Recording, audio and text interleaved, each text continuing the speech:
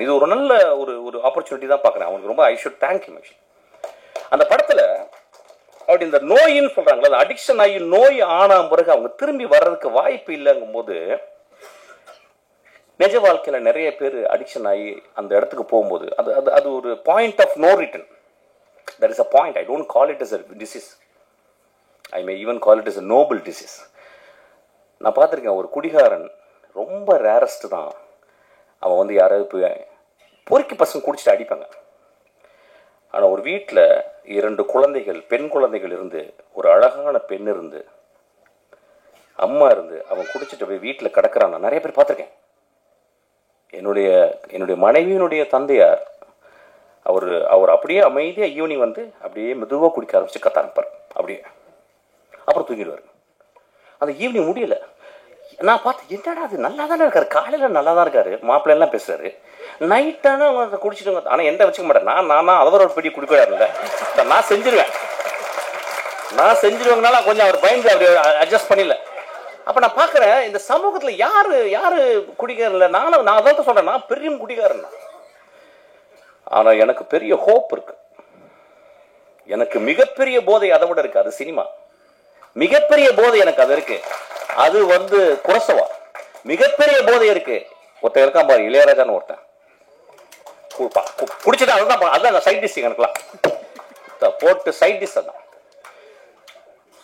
மனிதர்களை அதிகமாக குடிகாரன் ஆக்குனது அவர் தானே வச்சுங்களேன்.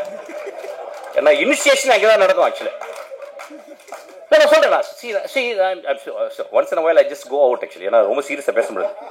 ஏன்னா திடீர்னு ரஞ்சித் படபடன்னு பேசிட்டேன். என்னடா அதை எப்படி பேசுறான், சீரியஸா பேசுறான்னு அப்படி I cannot talk that. So பரவாயில்ல, சின்ன கான்ட்ரவர்சி வரேன், அப்புறம் இன்ட்ரெஸ்டிங்காக இருக்கணும் ஏதாவது. அப்போ so we have to think very sincerely. இந்த படம் வந்து எல்லாருமே பார்க்கும்போது உடனே ஒரு கட்டம் கட்டியோ அவன் தான் பயந்துகிட்டே இருக்கான் வீட்டில் புளிச்ச கரைச்சி 24ஆம் தேதி எல்லாம் குடிகார கதை பண்ண நினச்சிக்கிறேன். ஏங்க ஒரு எக்ஸ்ட்ராடர் ரைட்டர் நான் சொல்லிட்டேன். அவன் எக்ஸ்ட்ராடர் ரைட்டர் என்ன பண்ணுறான், தான் முதல் படம் எடுக்கும்போது அவன் தேர்ந்தெடுக்கிறான் என்ன கதை பண்ணலான்னு. எப்படியாவது ஒரு குத்துப்பாட்டு வச்சு ஒப்பேத்திடலாம், ஒரு பெரிய தலைக்கு வந்து கதை சொல்லி எதாவது பண்ணிடலாம், ஏதோ ஒன்று சொல்லி பண்ணிடலாம், இப்படிலாம். அவன் தன் சமூகத்தையும் தான் வாழ்ந்த இடத்தையும் அவன் சேகரித்த அந்த ஆற்று மூலியமா உத்துப்பாக்க தெரிஞ்ச எல்லா விஷயங்களையும் கம்பைல் பண்ணிட்டு யோசிக்கிறான். அவனுக்கு வந்திருக்கும், ஏன் ஒரு மனிதன் குடியால் பாதிக்கப்பட்ட ஒரு மனிதனே நான் புரோட்டாகனிஸ்டாக, நான் ஒரு கதாநாயகன் நான் ஏன் சொல்ல வேண்டும் அப்படின்னா, இந்த பாயிண்ட் ஆஃப் நோ ரிட்டனுக்கு போன மனிதர்கள் இருக்காங்க பாருங்க. இப்போ பாருங்க, அந்த நான் சொன்ன அந்த பிரான்சிஸ் கிருபா, அவன் அந்த பாயிண்ட் ஆஃப் நோ ரிட்டன் போய் வர முடியல. 99 விழுக்காடு அந்த இடத்துக்கு போன பிறகு அவங்களாம் வர முடியல. ஸோ ஒரு குடிகாரர் ஆகுவதற்கு மிகப்பெரிய காரணம் ஒன்றும் இல்லை, கனடா நாட்டில் ஃபர்ஸ்ட் நேஷன்ஸ் அங்கே இருந்த மனிதர்கள், அமெரிக்கா நாட்டினுடைய அங்கே இருந்த செவ்விந்தியர்களை நம்ம போயிட்டு கொன்று இழுத்து அவங்கள ரோட்டில் விட்டுட்டு குடியை வாங்கி கொடுத்தோம். அவன் நிலத்தில் மரங்களோடையும் பறவைகளோடையும் நிலத்துலையும் வாழ்ந்த மனிதனை அவன் நிலத்தை பறிச்சுக்கிட்டு, எப்படி வெள்ளைக்காரன் வந்து நம்ம நிலத்தை பறிச்சான் பாருங்க, பறிச்சுட்டு அவனுக்கு குடியை வாங்கி கொடுத்தோம். நண்பர்களே, நீங்கள் கனடா போனீங்கன்னா இங்கே என்ன ட்ரிபிள் ஏ இருக்கு, அங்கே அவ்வளவு ரீஹாப் சென்டர்ஸ் இருக்கு. காலையில் 7 மணிக்கு 5 மணிக்கெல்லாம் அந்த குளிர்லையும் அவங்க குடிச்சிட்டு ரோட்டில் கிடப்பாங்க. பனியில் கிடக்கிற ஆளுங்க நான் பார்த்துருக்கேன். ஏன் வந்துச்சுன்னு நம்ம பார்க்கணும். நம்ம ரொம்ப தள்ளி போய்ட்டு ஒரு காரி துப்புற மாதிரி ஒரு குடியாரம் படுத்திருக்கும் போது அப்படி பார்த்து போயிடுறோம். அவன் ஒருவேளை பிரான்சிஸ் கிருபாவாக இருக்கலாம். பிரான்சிஸ் கிருபா ஏன் அப்படி வந்தான்னா, நீங்கள் பிரான்சிஸ் கிருபாவுடைய லைஃப்பை போயிட்டு நீங்கள் போய் பார்க்கணும். அதுக்கு யாராவது நிச்சயம் ஒரு காரணம் இருக்கும். ஒரு குடியாரலாக இந்த சமூகத்தில் புறந்தள்ளப்பட்டவர்கள், அதுக்கு நம்மளும் ஒரு காரணம் நான் சொல்ல வரேன். அதுக்காக தான் அந்த படம் எடுத்திருக்கேன். அந்த படத்தினுடைய முதல் பகுதியில் வந்து ஒரு கதைக்கு தேவையான எஸ்டாபிளிஷ்மெண்ட் மட்டும் அவன் பண்ணியிருக்கான். அவன் அது ரொம்ப போக முடியல. ஆனால் அது ரொம்ப எனக்கு வந்து பொருந்தமாக இருந்துச்சு. ஏன்னா குடிகாரர்களை பற்றி நான் பார்த்துக்கிட்டே இருக்கேன். நானே குடிகாரன், எனக்கே தெரியும். என்னைய அப்பப்போ கனடாவில் போய் பார்ப்பேன். ஆக்சுவலாக அந்த மனிதனுக்கு ஹோப் இல்லை லைஃப்பில். ஏன்னா ஒரு கடுமையான வறுமை. அவன் ஒரு பெரிய ஆர்டிஸ்ட். அவன் சொல்றான், ஏய் என் வேலையை நீ சொல்லாதறான்றான். குடிச்சிட்டு. ஆனால் குடிச்சிட்டு சொல்கிறான். அவனை யாராவது அங்கே இருக்கவன், அண்ணா நீ எவ்வளோ பெரிய ஆர்டிஸ்ட்னா, நான் சாயங்காலம் குடினா, ஆனால் இந்த ஆர்ட் ரொம்ப முக்கியம்னு. ஒருவேளை அவனுக்கு இந்த சமூகம் சரியான வேலையும் சரியான அவனுடைய அறிவுக்கு அங்கீகாரம் கொடுத்திருந்தால் அவன் குடித்திருக்க மாட்டான். அவன் ரோட்ல போய் யாரையுமே அடிக்கலைங்க அந்த படத்தில். அவன் ரோட்ல போற பொம்பளை கை பிடிச்சிடல. தன் மனைவி, தான் கைவிட்டு போன மனைவி இன்னொரு மனிதனோட நிற்கும் போதும் இவன் எழுதின அந்த கதாபாத்திரம் ரொம்ப அமைதியா இருக்கு. அவன் போய் சட்டை பிடிக்கல. உலகத்தின் மிகச்சிறந்த சீன் அது. அந்த இடத்துல அப்படியே நிக்கிறான். அமீர் சொன்னார், ரொம்ப அழகா சொன்னார். அவர் ரொம்ப நுட்பமான மனிதன். அவர் சொன்னார், அந்த மனைவி கேட்கிறா, 10 வருஷம் என் ஆசை விட்டுட்டு போயிட்டேடா. ஏடா 10 வருஷம் முதல் நாள்ல இருந்து குடிக்கிறா. 10 வருஷம் எங்க அப்பா அம்மா பொத்து ஓன்ட்டு கொடுத்தாங்கடா, உன்னை நம்பி வந்தனடா. 10 வருஷம் என் இளமையை இழந்துட்டேனடா. நீ குடிக்கிறது மட்டும், குடிச்சிட்டு போதை வரும்போது மட்டும் என் பக்கத்துல வந்து படுத்திருக்கேடா. என் உள்ளத்தை நீ வந்து என்னைக்காவது பார்த்திருக்கியாடா? உடலை மட்டும் தான்டா பார்த்திருக்க. நான் சமைச்சு போட்ட மீன் குழம்பை மட்டும் தான்டா ரசிச்சிருக்கேன். என் உள்ளத்தை ரசிச்சிருக்கியான்னு கேட்குறான். ரொம்ப எக்ஸ்ட்ராடனரியான ஒரு இடம். ஆனால் அந்த மனிதன் அந்த இடத்துல ரொம்ப அமைதியாக நிற்கிறான். ஸோ ரொம்ப ரொம்ப careful. Cinema it is not just portray facts, it's a fictional reality. ரியாலிட்டியோடைய பெருசு நான் ஃபிக்ஷன் சொல்லுவேன். இல்லைன்னா காஃப்காவுடைய மாஸ்டர்மார்ஃபசிஸை இன்னும் இந்த உலகம் படிச்சுட்டு இருக்குமா? One day Gregor Samsa woke up and found he became a vermin or an insect அப்படின்னு சொல்ற இதோடவா ஒரு பெரிய ஒரு ஃபேரி டேல் இருக்க முடியும்? ஸோ இந்த படமும் ஒரு ஃபேரி டேல தான் நான் பார்க்குறேன். ஏன்னா ஒரு நம்ம சமூகத்தில் ஒரு குடிச்சு கிடந்தவன் பக்கத்தில் பார்க்க மாட்டோம். குடிக்கிறவன் தன்னை அவனுக்கு பார்க்கறதுக்கு வாய்ப்பு கிடையாது. குடிகாரனோடு வாழ்ந்து கொண்டிருக்கும் அந்த குடும்பம் அவனை எப்படி அவனோட அன்பு செலுத்த முடியும்னு தெரியாது. இந்த படம் அதை சொல்லிக் கொடுக்கும். ஒரு குடிகாரன் இந்த படத்தை பார்த்தால் நான் ஹோப்போட நான் எப்படி வருவேன்னு இந்த படம் கற்றுக் தரும். ஒரு குடிகாரனோடு இருந்த ஒரு மனைவி இந்த படத்தை பார்த்தா, என் மாமாவை, என் அத்தானை நான் பத்திரமாக எப்படி இன்னும் அன்பு செலுத்தி அவனை பத்திரமாக அந்த அந்த பாயிண்ட் ஆஃப் அந்த இறப்புல இருந்து நான் கொண்டு வருவேன்னு இந்த படம் கற்றுருங்க. குடிகாரனுக்கு பிறந்த 2 குழந்தைகள் இந்த படத்தை பார்த்தா, ஐயோ என் அப்பா எவ்வளவு நோபலான ஆளு, எங்க அப்பா குடிச்சிட்டு மிச்ச காசை எனக்கு வந்து தின்பண்டங்கள் வாங்கிட்டு வரானே அப்படி சொல்லலாம். ஐயா, மனிதர்களை நம்ம உடனடியாக எடை போட்டுறோம். ஏன்னா நம்ம எப்பயுமே பாக்கெட்ல ஒரு தராசு வச்சிருக்கோம். அவன் வந்து சும்மா அப்படி சிரிச்சுட்டாவே ரொம்ப நல்லா இருக்கல அப்படிமா. அதான் அவன் பெரிய பாடா இருப்பான். அவன் ஃப்ராடு பாடா எதனா இருப்பான். நம்ம உடனே நல்ல மனுஷன் இல்ல, அப்புறம் ஒருத்தன் வந்து என்ன அப்படின்னு போவான். ஒருத்தன் பெரிய பூலாட்டம் பறிச்சு போறப்பா அப்படின்பா. மனிதர்கள் நம்மளுடைய கொடுமையான அடிக்ஷன் என்னன்னா, உடனடியா பாக்கெட்ல இருந்து ஒரு திராஸ் எடுத்து போட்டு நில்லுப்பா, நில்லு அப்படின்னு. மனிதர்களை நிறுக்க வேணாம். மனிதர்களே, ஒரு எழுத்தாளர் சொல்லியிருக்காரு, ஒரு மனிதனை பற்றி தெரிந்து கொள்ள வேண்டும் என்றால் 5 வருடம் அவனோட நீங்க பயணப்பட்டிருக்கணும்ன்றாங்க.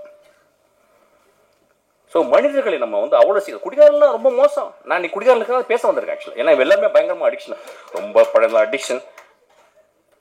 ஹோப் கொடுங்க ஒரு மனிதனுக்கு. ஒரு திரைப்படம் தான் இன்னைக்கு வாழ்க்கையில ஹோப் கொடுக்குது. இந்த படம் ஹோப் கொடுக்குது. இவ்வளவு பேர் நிறைய குடிகாரர்கள் இருக்காங்க எனக்கு தெரியும். பிரபஞ்சன் மாதிரி வந்து குடிகாரர்கள், குடிப்பவர்கள். இந்த சமூகம் குடித்து கொண்டே இருக்கும், குடித்து கொண்டே இருக்கும். ஏன் இப்ப வந்து கொக்கையை மூக்குல பிடிச்சி இழுக்கலையா? எல்எஸ்டி வாயில போட்டுக்கலையா? இப்ப எக்ஸ்ட்ரசி போடலையா? அதெல்லாம் வந்து ரொம்ப சூப்பரா வந்து அப்படியே வந்து BMW வந்து இறங்கி எக்ஸ்ட்ரசி போட்டா அவங்க ஒரு 16 வயசு பொண்ணு போடுது. சனிக்கிழமைகள் நீங்க போய் பாருங்க, கருப்பு கலர்ல ட்ரெஸ்ஸை போட்டுக்கிட்டு அப்படி கருப்பு தேவதைகளை போயிட்டு ஃபுல் எக்ஸ்ட்ரசி தான். அது குடிகாரம் இல்லையா? அதை நம்ம வந்து சமூகத்துல ஒத்துக்கிறோம். அவங்க வந்து ஆடிக்கிட்டு இருக்காங்க ரொம்ப சத்தமா போட்டு. நிறைய பேர் என்ன பாருங்க, எத்தனை ஆக்சிடென்ட் ஒரு மாசத்துக்கு, எத்தனை ஆக்சிடென்ட். யார் ஒரு ஆக்சிடென்ட்? சைக்கிள்ல போய் இடிச்சு குடிச்சிட்டு போய் அடிச்சு சாவடிக்கிறான். எத்தனை பணக்காரர்களுக்கு தன் மகளும் குடித்து கொண்டு இடித்து போறல, அதெல்லாம் தெரியல நம்மளுக்கு. குடிகாரர்களை ரொம்ப ரொம்ப கேர்ஃபுல்லா பார்த்துக்கணும். ஹோப், இந்த படம் எனக்கு ஹோப்பா தான் பார்க்குறேன். சிரிக்காதீங்க, அது உடனே ஜோக் ஆக்கிறீங்க. இந்த படம் அப்படிதான் நான் பார்க்குறேன் இந்த படத்தை. இந்த படம் அப்போ திரும்பி அதாவது இப்போ மிஷின் வந்து பேசினது அது கொட்டுக்கலைக்கு அப்படி தான் பேசினேன். ஒருத்த கொட்டுக்கலைக்கு பேசிட்டான், ஒருத்த இதுக்கும் பேசிட்டான். வேற என்ன தலைவர்கள்லாம் நடிக்கிற படத்தையே போய் பேச முடியும்? நான் சமூகத்தில் நான் ஹோப்போடு வாழ்ந்து கொண்டிருப்பவன். இந்த படத்தை பார்த்துட்டு போனா நம்ம குடிக்கிறத நிப்பாட்டுவோம். அந்த மாதிரி சினிமாக்கு தான் சப்போர்ட் பண்ணணும். ஒரு கொட்டுக்காலியை பார்த்தா அது தலையில கொட்டுச்சு, அதை ஒத்துக்க முடியல. ஒரு சமூகத்தை தலையில கொட்டினான், ஒட்டுமொத்த சமூக தலைவன். கொட்டக்கூடிய படங்கள் தான் இதுவும். ஒரு காளி தான் அது. பாட்டில் ராதா ஒரு காளி தான், ஒரு காளியாத்தா தான். அவன் காளியாத்தா உள்ள போனாலதான் அவனுக்கு இந்த படத்தை எழுத முடிச்சு. அவன் ஈஸியா அப்படியே வந்து ஒரு படத்தை நீளம் போனச்சுன்னா மட்டும் ஒரு ஆட்டம் ஆடிட்டு ஒரு மொத்த அப்படி பண்ண படம் போயிடுமே. அவன் ஏன் கஷ்டப்படுறேன்னு சொல்றான். நான் கஷ்டப்பட்டு படம் எடுக்கிறேன், கஷ்டப்பட்டு படம் எடுற மயிறு மொத்த நம்ம அதுதான் வந்திருக்கோங்க. இன்னும் போகும்போது கையில 2 பாட்டில் 2 வந்து ஊதுபத்தி எல்லாம் வச்சுட்டா உள்ள போறோம். போன அப்படியே தான் எங்க அப்பா போனார், பார்த்தேன் அப்படியே வாய் ஆன் திறந்தே போனார். ஆக்சுவலா அங்கேயும் மண்ணு உள்ள போயிடுச்சு. ரைட், அங்கேயும் போகும்போது கத்துறான் எங்க அப்பா. நண்பர்களே, சினிமா ரொம்ப ரொம்ப அவசியம். ஏன் சொல்ல வரேன்னா, இதை வந்து ஒரு ஒர்க் ஆஃப் ஆர்ட். இப்போ வந்து சோமசுந்தரத்தை பற்றி நான் பேசணும்னு ஆசைப்படுறேன். இப்போ நம்ம நிறைய பேர் வந்து ஆக்டிங் பற்றி பயங்கரமாக பேசுவோம். அப்பா என்ன நடிச்சிட்டாருப்பா என்ன. இந்த படத்தை ஏன் தெரியுமா பார்க்கணும்? ஒரு ஒர்க் ஆஃப் ஆர்ட்டை நீங்கள் பார்க்கணும். எப்படி ஒரு நடிகன், சோமசுந்தரம் பற்றி எனக்கு தெரியும், ரொம்ப மிதமான மனிதர். அதாவது காணாம போயிடும். ஒரு படம் நடிப்பாரு, அப்படியே திருவண்ணாமலை போய் காணாம போயிடும். அது எந்த பக்கம் போறாருன்னு தெரியல, இருக்கிறாருன்னு தெரியல. அவ்வளவு அசூசியா ஃபீல் பண்றாரு. சமூகத்தில் தான் ஒரு செலிபிரிட்டின்னு காட்டிக்கிறது. அவன் தான் மிகப்பெரிய செலிபிரிட்டி. ஒரு வாழும் கலைஞன், ஒரு நெஜ கலைஞன். அவன் போய் தன்னை அழிச்சுக்கிறான். இதை முடிச்சுட்டு அவன் அழிச்சுக்கிறான். இந்த படத்துல நிறைய ஸ்டான்லிஸ்டார்ஸ்க்கு ஸ்கூல்ல முதல் முதல் முதல் முதல் கிளாஸ் என்ன எடுப்பாங்க, ஒரு கிளாஸை கையில கொடுத்து குடிகாரன் மாதிரி நடிப்பாங்க. இப்போ நம்ம ஊர்ல உடனே நம்ம இன்ஸ்டாகிராம்ல நம்ம எல்லாருமே ஆக்டர். இப்போ பிறந்தவங்க எல்லாருமே ஆக்ட் பண்ணி ஆகணும் ஒரு படத்துல. அந்த மாதிரி ஆயிடுச்சு. ஒரு காலத்துல வந்து ஒரு 5 வருஷம் முன்னாடி ஷார்ட் ஃபிலிம் எடுக்கணும். அவன் வந்து உடல் மொழி டைரக்டர் வாங்கியிருக்கான், முக பாவனைகள் எல்லாமே அவன் வெளியிட்டு இருக்கான். எவ்ரி இன்ஸ்ட்ரக்ஷன்ஸ், அதாவது அந்த ஒரு கேரக்டரை பார்க்கறதுக்கு நீங்க 4 வாட்டி இந்த படத்தை பார்க்கலாம். ஒரு ஹோப்பே இல்லாத ஒரு கடைசியில் வந்துட்டு போற ஒரு character. What a beautifully etched, what a beautifully written character, what a beautifully directed character. Beautiful, very proud of you. ஆனால் கொஞ்சம் தாடி எடுச்சு போர் அடிக்குது. அன்னைக்கு தாடி எடுக்க சொன்னேன். ஆக்சுவலா அது ஒரு வாட்டி பெரிய டைரக்டர் மாதிரி இப்படி தடவிட்டு எட்ரா அழகா தானே இருக்கு மூஞ்சி உட்கார்டே. சச் அ ஃபென்டாபுலஸ் எக்ஸ்பீரியன்ஸ் இந்த படத்தை நான் பார்த்தது. இப்போ இந்த படத்தை பார்க்கும்போது நான் அப்படிதான் சொன்னேன். எப்பயுமே ஒரு மேடையில் வந்து பேசும்போது இந்த படம் நல்லா இருந்துச்சு, இந்த படத்தை ஒருத்த வரை பார்த்தீங்கன்னா நல்லா இருக்கு அப்படின்னு போனேன்னு வச்சுங்களேன். அதுக்கு நான் எங்கேயாவது போய் பாத்ரூமில் போய் எங்கேயாவது வலிக்கு விழுந்திருக்கலாம் ஆக்சுவலாக. So I really want to tell something. It's a beautiful movie. எனக்கு என்னன்னா 2025 இந்த வர்ற நெக்ஸ்ட் ஜெனரேஷன் ரொம்ப நுட்பமாக தெரிஞ்சிச்சு. ஏன்னா அந்த 75-80 வருடம் சினிமாவை பார்த்து புளிச்சு போன புளி ஏப்பன்னு தெரியும் சொல்லுவாங்க, புளிச்ச ஏப்பன்னு சொல்லுவாங்கல்ல, அந்த புளிச்ச ஏப்பம் தான் எல்லாமே. இப்போ நானும் வெற்றிமாறன் நமீர்லாம் மறந்துக்கிட்டு இருக்கோம் என்ன பண்ணுறது அப்படின்னு. ஆனால் பண்ணிக்கிட்டே இருக்கோம். ஏன்னா எங்களுக்கு வந்து ரைட்டர்ஸ் ஹெல்ப் பண்ணிக்கிட்டே இருக்காங்க, எங்களுடைய ஆத்தர்ஸ் எங்களுக்கு வந்து எப்பயுமே ஹோப் கொடுத்துட்டே இருக்காங்க. இப்போ இன்னைக்கு வர்ற ஆளுங்க தே taking beautiful movies, extraordinary movies. இந்த படம் தமிழ் சினிமாவில் வந்து இந்த படத்தை போய் நீங்கள் போயிட்டு நீங்கள் வந்து தரசு எடுத்துகிட்டு போயிட்டு இந்த ஃபர்ஸ்ட் ரீல் நல்லா இருந்துச்சு, செகண்ட் ரீல் நல்லா இருந்துச்சு, தேர்ட் ரீல். அந்த படத்தில் வந்து அந்த ரீஹாப் சென்டரில் நடக்கிற அவுட்ஸ்டாண்டிங் காமெடி நீங்கள் இது தமிழ் சினிமாவில் பார்த்துக்க மாட்டீங்க. அந்த மனிதர் அங்கே அவர் யாருங்க பேர் சார் இருந்தீங்க சார், ரொம்ப பியூட்டிஃபுல். உங்களை தான் சார் மாறன். என்ன பெர்ஃபார்மன்ஸ், ஒரு பெரிய கிளாப் பண்ணுங்க.